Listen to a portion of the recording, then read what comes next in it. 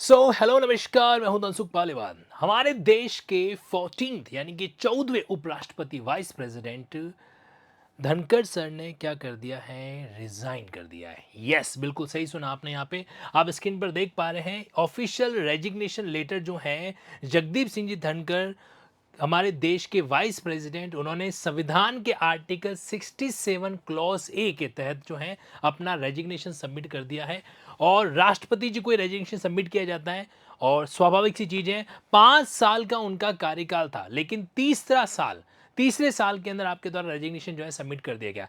अब इसके पीछे उन्होंने जो रीजन दिया है वो दिया है हेल्थ इश्यूज, कि भाई मेरे हेल्थ इश्यूज है और मैं जो प्रायोरिटी जो देना चाहता हूं, किसको देना चाहता हूं, अपने स्वास्थ्य को देना चाहता हूं। लेकिन अगर आप पिछले दौर को देखेंगे, पिछले 6 महीनों के ऊपर जो आप ऑनलाइन की दुनिया के अंदर धनखड़ जी के बारे में अलग अलग कमेंट देखेंगे, तो पता चलेगा कि कहीं न कहीं जो है सिर्फ हेल्थ रीजन होना शायद जस्टिफाई नहीं करता उनके इस रेजिग्नेशन को। साथ ही साथ में कुछ जानकारी मैं आपको जरूर देना चाहता हूं जगदीप जी धनखड़ के बारे में। वो ये है कि आप एलएलबी यानी कि लॉ ग्रेजुएट है जो रह चुके हैं, राजस्थान यूनिवर्सिटी से आपने क्या किया था, अपना एलएलबी है जो कंप्लीट किया था। इनका जन्म 1951 का है। अभी वर्तमान में 74 ईयर्स की एज को क्या करते हैं, आप डील है जो कर रहे हैं। आप बकायदा वेस्ट बंगाल के गवर्नर भी रह चुके हैं और जिस समय आप गवर्नर थे उस समय भी इनका स्टेट गवर्नमेंट के साथ में क्लेश जो है वो चलता रहता था। करेक्ट। और अभी भी कई बार इन्होंने जुडिशरी को डायरेक्टली टोक दिया कि आप इस तरीके से डायरेक्शन नहीं दे सकते।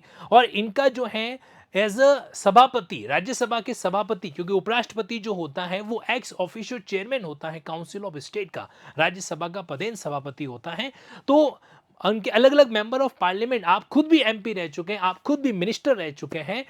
तो अभी जो वर्तमान की जो हमारी राज्यसभा है उसके अंदर सांसद सदस्यों के साथ में इनकी चैम्बर मीटिंग वगैरह कई बार चर्चाओं में रहती थी। कई बार इनके बारे में ऐसा कमेंट किया जाता था कि इस तरीके से झुके हुए रहते हैं, किसी जो है किसी के सामने ऐसे झुक जाते हैं। तो राज्यसभा के सभापति को इस तरह से नहीं झुकना चाहिए, निष्पक्ष रहना चाहिए।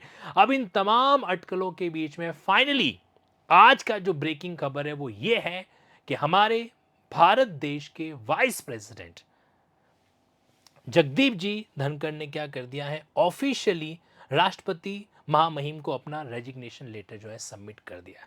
अब आगे क्या होगा, अब आगे होगा इलेक्शन वाइस प्रेसिडेंट का।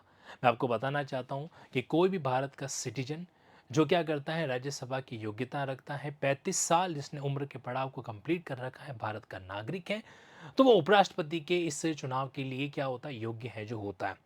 लेकिन यहाँ पर एक विषय अभी भी पेंडिंग रह रहा है और वो ये है कि क्या सिर्फ हेल्थ इशू ही रीजन थे जिसके कारण हमारे देश के वाइस प्रेसिडेंट को रिजाइन करना पड़ा, या फिर इस पूरे सिनेरियो के पीछे कुछ पॉलिटिकल ड्रामा अलग ही है।